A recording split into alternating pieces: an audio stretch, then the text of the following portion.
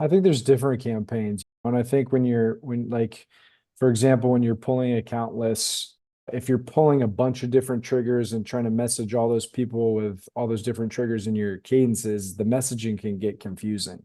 True. Not that you can't succeed at that approach, but I think typically, I think it's good if you want to look at, let's say, job changers, right? I might run a campaign and pull lists specifically on job changers and maybe even get more detailed with HR job changers, somebody that either got a promotion within HR and I'm only going to have a campaign and messaging around that. True.